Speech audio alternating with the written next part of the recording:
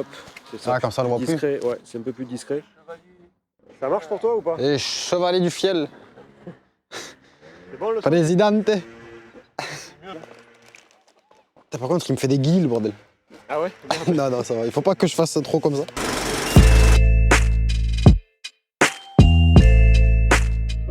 Bon alors Bobo, ça va ou quoi? Ben impec, ouais, depuis la dernière fois, nickel. Bon, depuis le dernier épisode, aujourd'hui on va voir quelqu'un d'autre. Ouais, on va voir Matt qui fait de l'aménagement de van. En fait, on s'est rendu compte qu'il fait pas que ça d'ailleurs. D'accord. C'est très vaste. Ok, Du coup, son activité. super, mais écoute, on va aller vous montrer ça. Et puis nous, on a eu l'occasion de le suivre plusieurs jours. Ouais. Et on va lui poser quelques questions. Je pense que ça va être intéressant qu'il nous raconte un peu tout ça, quoi. Voilà. Eh bien écoute, c'est parti Bobo. Ben allez, on Allez, contacte comme d'hab. c'est parti. Allez, go. À plusieurs reprises, en partant en session skate, j'ai eu l'occasion de croiser Matt sur son BMX. On se connaissait donc déjà plus ou moins. Et ce n'est que quelques temps après que j'ai appris l'existence de son entreprise d'aménagement de vannes.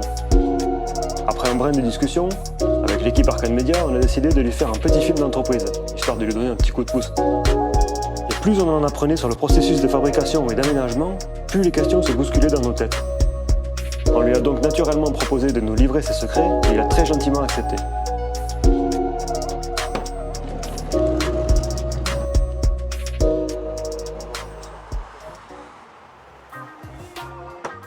Alors salut Matt, Salut Boris. merci de répondre à nos questions.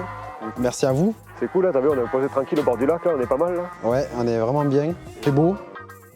Alors est-ce que tu peux nous parler de toi, d'où tu viens et c'est quoi ton parcours, grosso modo ton parcours de vie, un petit peu tout ça. Et alors, pour commencer, bon, j'ai grandi jusqu'à mes 5 ans à côté de Tonnes. D'accord. Après, je suis parti avec mes parents à Agen jusqu'à mes 20 ans. Ouais. De là, je suis parti vivre au Pays Basque 7 ans. Ok. Et je suis revenu, je crois qu'il y a à peu près 8 ans, Ok. sur le Marmandais. Donc t'as bougé quand même un petit peu. Ouais, un petit peu. Et tu t'es lancé après dans cette entreprise de suite. Non, là, ça fait à peu près 8 mois que je suis installé Ouais. à mon compte. Avant ça, j'ai fait plein de petits boulots différents. J'ai toujours été très manuel. Ouais, d'accord. Donc le bois, ça m'a toujours plus ou moins passionné, on va dire. Ouais, Je me suis souvent fabriqué des meubles en bois, des choses comme ça. d'accord. Et puis c'est vrai qu'il y a eu la tendance van, Oui. Covid, qui est arrivée par là aussi. Si, ouais. Et ça a fait son petit chemin dans ma tête. Et puis je me suis dit, pourquoi pas se lancer. J'ai fait le mien, pour moi. Ouais, d'accord. Et puis j'ai vachement aimé ça. Et, Ça t'a fait réfléchir en fait et ouais. tu as voulu. Et ça fait longtemps que je voulais me mettre à mon compte. D'accord. Et je me suis dit, c'est le moment. Même si ça fait un peu peur de se lancer, je me suis dit, allez, on y va et puis on verra de toute façon. Ouais, toi t'avais déjà des bons retours de ce que tu Ouais. ça t'a quand même boosté un petit peu là-dedans. C'est ça. J'ai mon premier van, beaucoup de gens me disaient que c'était très beau. Ouais. Donc c'est vrai que ça m'a un peu réconforté. Et puis de là, je me suis dit, on tente l'expérience. On sait que tu fais du BMX, toi c'est plutôt axé dirt, aérien. Ouais, c'est ça. Et donc il y a quand même cet aspect un peu liberté aussi Ouais. qui est lié, j'imagine que c'est lié à ce mode de vie un peu, le van. Complètement, ouais. Et beaucoup d'amis en ont et m'ont déjà fait la réflexion avant d'avoir un van, de me dire, c'est étonnant que t'en aies pas un, toi. Ouais. Et c'est vrai qu'à chaque fois, moi j'avais une tente. Et je foutais ma tente à côté des vannes. Et... Ah ouais, mais t'avais déjà ce mode de vie un peu quand même. Ouais. On partait assez souvent en trip. Ouais. C'est l'expérience, quoi. Tu vas sur de nouveaux sites, comme ça, c'est du renouveau. Et... Ouais, tu bouges d'un spot à l'autre. Ouais, c'est ça. Et en même temps, tu vois des pays aussi. Comme le skate que toi tu connais. Complètement, ouais, c'est clair. C'est le même délire. Ouais. Là, ça se rejoint. Toutes ces petites questions, toutes ces petites choses qu'on m'a dit, je me suis dit, en fait, carrément, mais ça fait longtemps que j'aurais dû avoir un van. Et avant d'avoir faire mon van, j'ai acheté un camping-car. Je me suis essayé avec un vieux camping-car. Ouais. C'était un Renault. Ouais. Mais très vieux et très gros. Ouais. Et puis j'ai eu que des problèmes avec. Et puis je l'ai revendu et de là, voilà, ça s'est enchaîné en fait après. Alors on a eu l'occasion de te filmer dans ton atelier, parce qu'on a suivi un petit peu l'évolution de tes aménagements, donc qui est à Foyer. Alors comment t'as atterri là-bas? En fait, j'ai vécu chez ma grand-mère jusqu'à peu.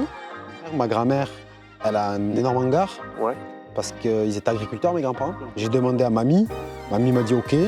Et du coup, je me suis installé dans le hangar de mamie. Ok, bah c'est cool. Ça reste en famille en plus, et voilà. Ouais, c'est ça. En plus, comme ça, je reste à côté de ma grand-mère. Ok, ouais. Et puis, bon, il y a aussi le côté, il n'y a pas de loyer à payer. Parce que se lancer, c'est un gros avantage aussi. Tu m'étonnes, ouais.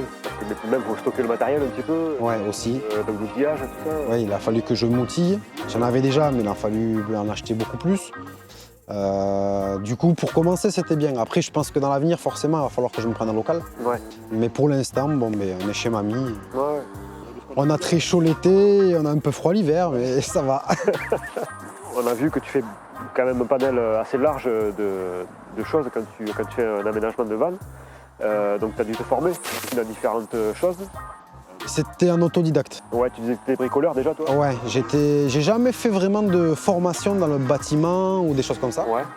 Mais depuis tout petit, j'aimais créer, surtout avec le bois. Ouais. Et après, j'ai rénové mon ancienne maison. Et j'ai toujours fait des petits travaux. Et de là, en fait, j'ai acquis quelques expériences. Et puis après, tu apprends toujours sur le tas aussi. Hein. Ouais, bien sûr. Beaucoup de choses que j'avais jamais fait. J'ai posé des questions à des gens qui avaient déjà eu fait, ou à un pote, Bastien, qui a déjà fait pas mal de vannes aussi, qui fait des trucs super beaux. Et voilà, en fait, c'est en farfouillant les tutos, regarder ce que les autres font. J'ai eu aussi un blog où ils expliquent pas mal d'étapes. Je m'en suis pas mal inspiré. Ouais, d'accord.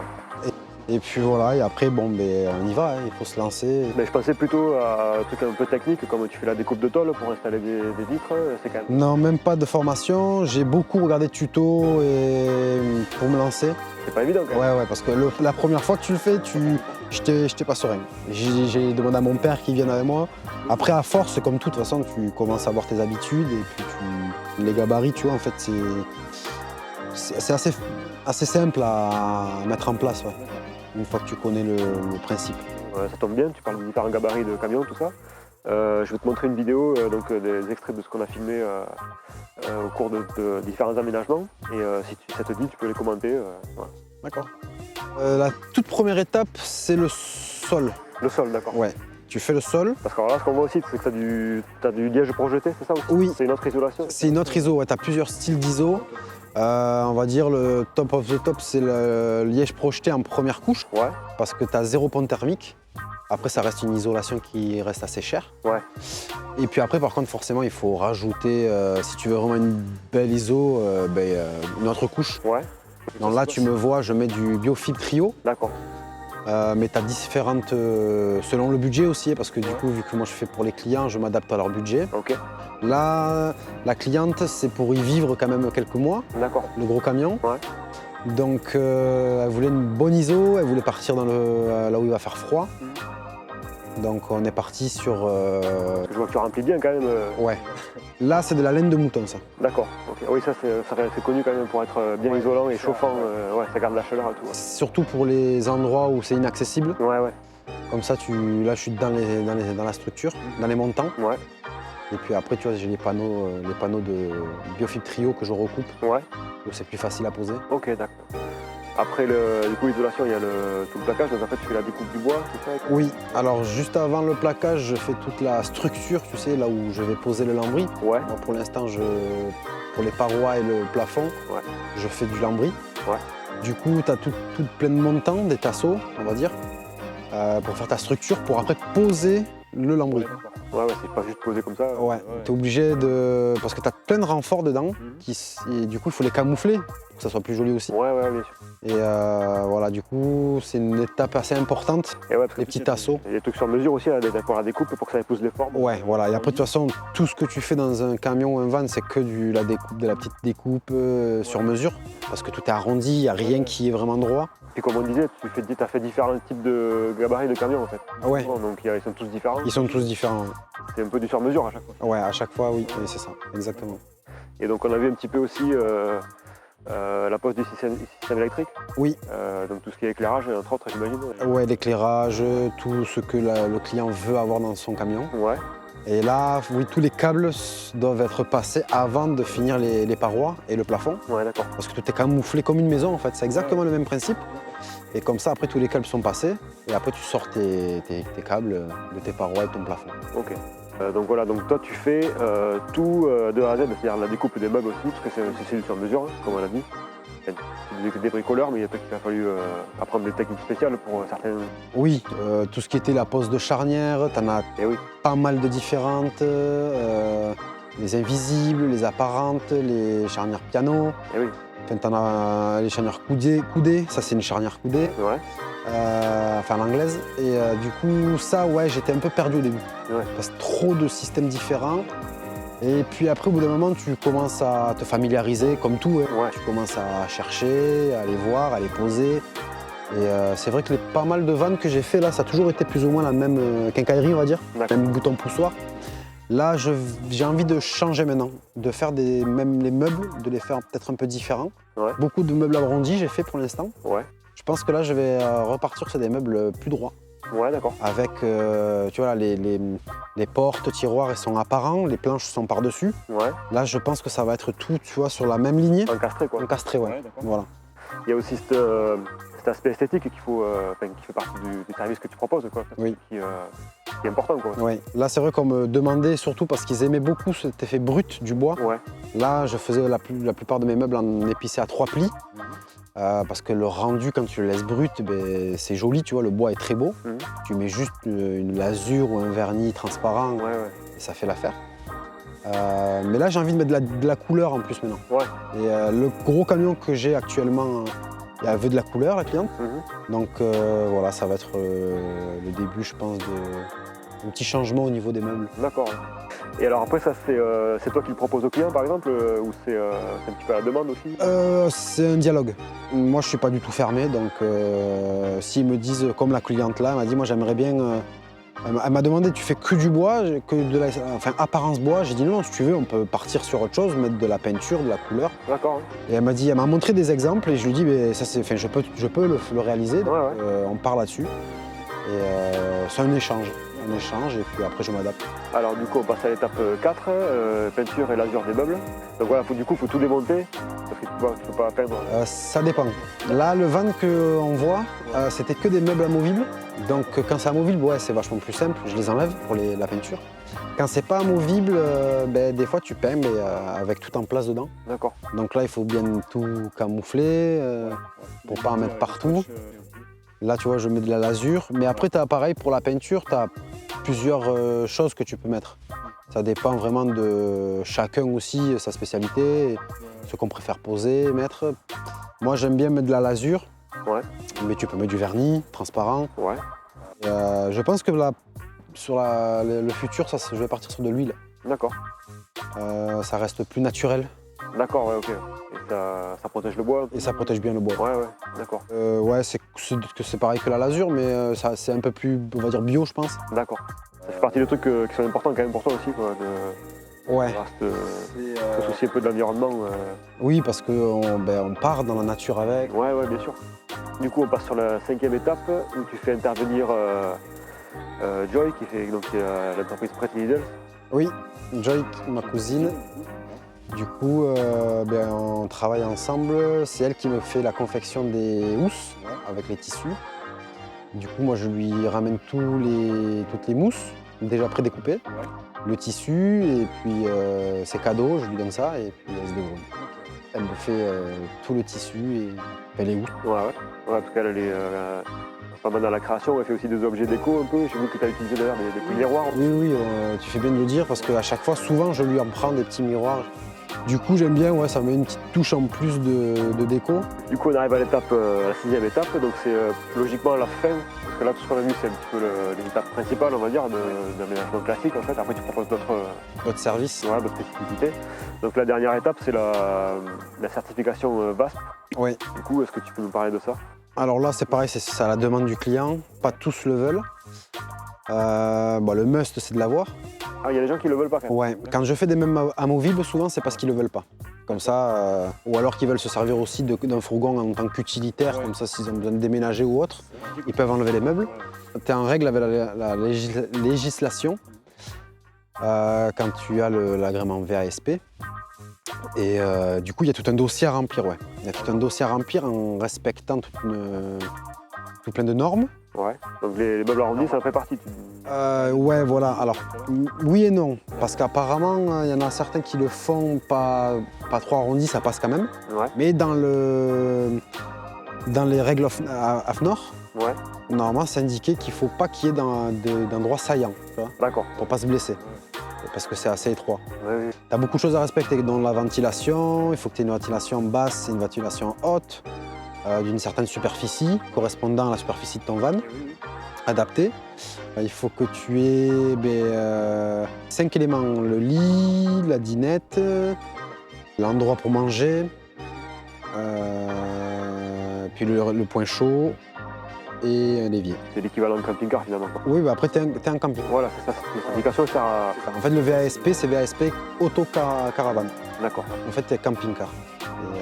Et après, pour l'assurance, tu es en règle. Pour la loi, tu es en règle. Tu arrives un accident, bon, on te rembourse l'intégralité avec l'aménagement. Ok. Donc, par contre, voilà, s'ils n'en veulent pas, on est obligé d'adapter. Pas de point chaud à demeure. Et oui. Des meubles amovibles, parce que sinon, c'est compliqué, parce qu'ils n'ont pas pour le contrôle technique. D'accord. Ouais, du coup, ça change un petit peu le contrat. Ouais, ça change un peu les donnes, ouais. Ok, donc là, du coup, on va passer sur une étape option, on va dire. Donc, ce que tu proposes en plus, parce que là, on a vu vraiment tout ce que tu fais sur un van classique, un aménagement classique. Donc là, on a la pose de vitres latérales dont on parlait tout à l'heure, du coup, avec la découpe de la tôle. Donc oui, ça, c'est des choses que je peux faire en plus, sur demande. Ouais. Donc, ça m'est déjà arrivé plusieurs fois qu'un client veuille juste une vitre en plus. C'est exactement pareil pour les lanterneaux. Les lanterneaux, c'est, pour ceux qui ne savent pas ce que c'est comme les petits Velux qu'on pose en haut. C'est la même chose, on découpe et on colle. Donc voilà, donc là, tu es obligé de prendre des mesures un petit peu. Ouais, du coup, tu mesures pour faire une découpe précise. Ouais, parce que j'imagine que c'est des gabarits aussi standards, peut-être. Alors, ça dépend. Pour les vannes, souvent, c'est du simple vitrage, cela. C'est vraiment spécifique au véhicule. Ouais. Donc, la taille est vraiment faite pour... Là, c'était la même chose que le trafic. Ouais. Et du coup, c'est vraiment adapté pour ce véhicule. Les Volkswagen, c'est que pour les Volkswagen. Après, par contre, pour des plus gros fourgons, ou si tu veux, il y a d'autres vitres, sont plus petites. Là, tu peux la mettre sur n'importe quel fourgon. D'accord. Souvent, c'est des doubles vitrages, ceux-là. Ouais. Et voilà, ça dépend aussi de ce que veut la personne. Par contre, c'est des vitres qui bougent pas, quoi. C'est pas une vitre où il y a un petit rabat derrière. Alors, ça dépend. Il y en a certaines qui sont latérales. Tu peux les ouvrir D'accord, ouais. sur le côté, voilà. D'autres qui s'ouvrent avec des vérins. Ok. Comme ça, quand il pleut, t'as pas l'eau qui rentre et tu peux être un peu laisser ouvert. Et t'en as d'autres qui sont fixes où tu peux pas du tout ouvrir. Et alors, du coup, on va passer à l'option suivante. Donc, tu fais aussi de la pose, on a eu l'occasion de te filmer sur ça, la pose du panneau photovoltaïque. Oui. Avec le raccordement, du coup, le boîtier qui va avec. Oui, ça c'est pareil, ça peut être une option. Ouais. Dans la vidéo, là, tu me vois sur un T6 California. Ouais. Donc un rajout d'un panneau en plus il a le toit relevable. Ouais. Qui est encollé le panneau avec un panneau souple. Et du coup, forcément tu rajoutes le câblage. Là on n'avait pas percé parce que c'est de la fibre, le toit relevable. On n'a pas percé, on est parti dans la goulotte de câble électrique du coffre. Ouais. Pour passer le câble. Et après là je lui ai installé Petit boîtier de contrôle du coup. un petit boîtier Victron. Ouais.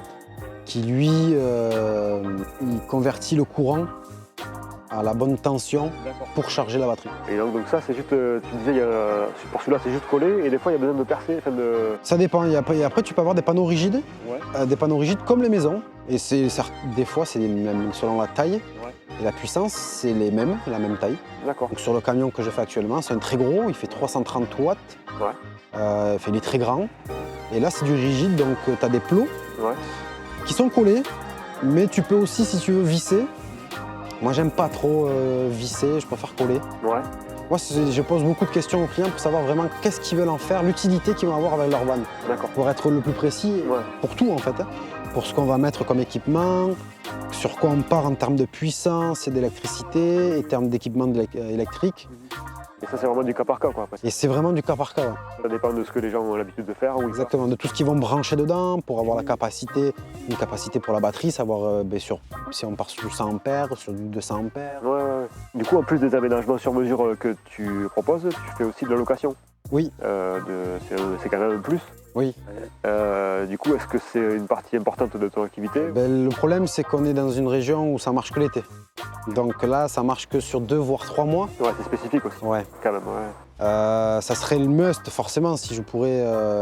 Ça marche mieux le long de l'année, mais bon, on reste en France, l'hiver, c'est plus calme. Oui, oui, c'est clair. Même s'ils ont le chauffage dedans, stationnaire.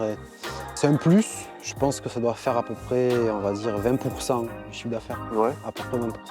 Pardon. Ouais, d'entrée, j'imagine que c'était pas le truc sur lequel tu misais le plus.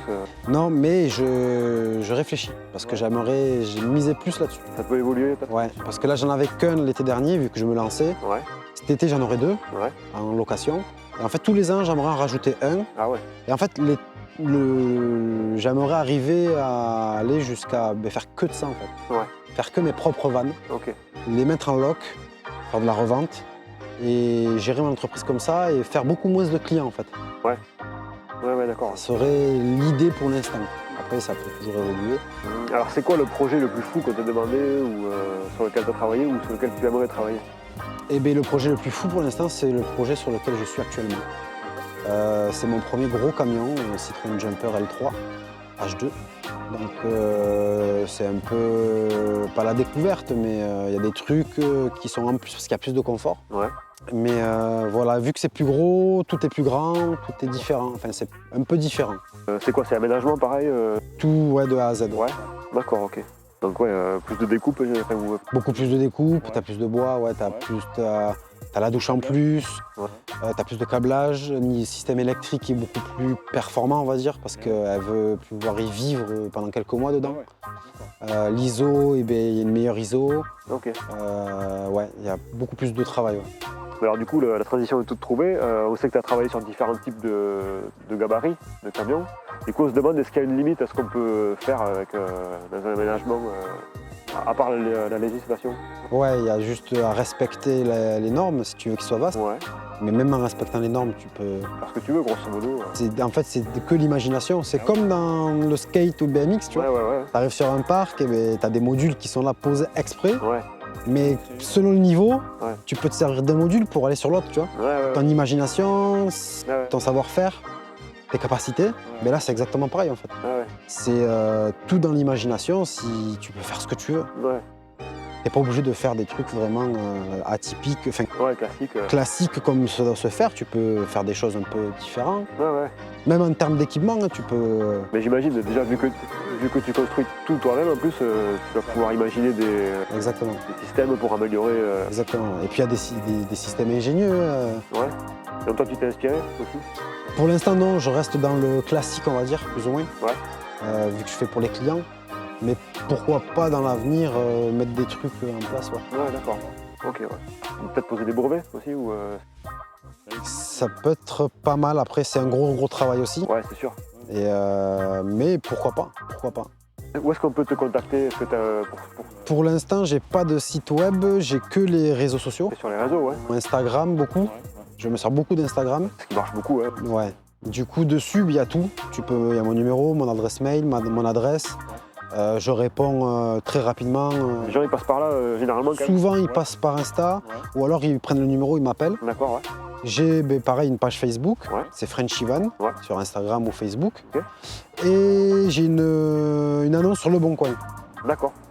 Et après, pour la location, c'est un peu différent parce que c'est pas moi qui le fais, mais je passe par une plateforme, enfin par 2 plateformes différentes. Ouais. Wikicamper et Yescapa. En fait, eux, c'est une plateforme, c'est un peu comme le Airbnb, mais pour le van et les fourgons. Tu vois, c'est entre particuliers. Ok, ouais. Et eux, ils ont déjà tout établi, en fait. Donc pour moi, c'est beaucoup plus simple. Ok. Ils ont l'état des lieux, ça se fait sur une application. D'accord. C'est eux qui prennent le dépôt de garantie, Ouais. les documents de chaque personne, les permis, tout ça. Donc toi, ça te mâche vachement le travail. Ben ouais. Et bon, ils prennent une commission forcément. Oui, oui, bien sûr. Ouais. Mais pour l'instant, je marche comme ça. Mais dans l'avenir, si je fais ce que je viens de te dire tout à l'heure, en avoir plusieurs camions, là, je ferai mes propres états des lieux, mes propres contrats. Ouais, ouais. Alors du coup, pour finir, est-ce qu'il y a une question ou un sujet qu'on n'aurait pas abordé et auquel tu aurais voulu répondre? Un petit sujet, ouais. Moi, j'ai eu pas mal de gens, tu vois, cet été. Ça fait plaisir d'un sens parce que ils ont osé l'expérience, tu vois.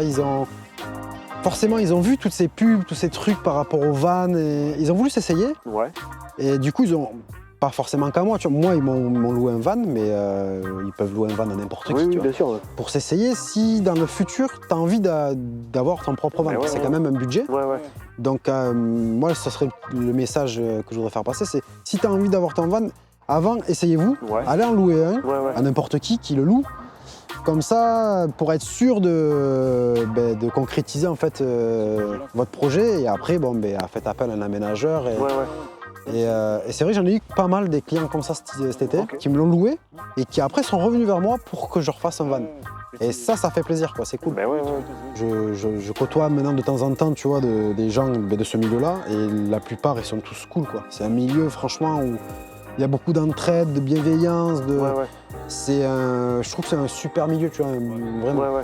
Et je suis hyper content que ça marche pour toi. Merci beaucoup, Franchement, ça suit. merci. Et il ne nous reste plus qu'à te souhaiter bonne route. Ouais, merci beaucoup. Merci à vous aussi Ça fait plaisir. pour tout le travail que vous faites et que vous avez accompli. Ouais, franchement, ça fait plaisir, c'est cool.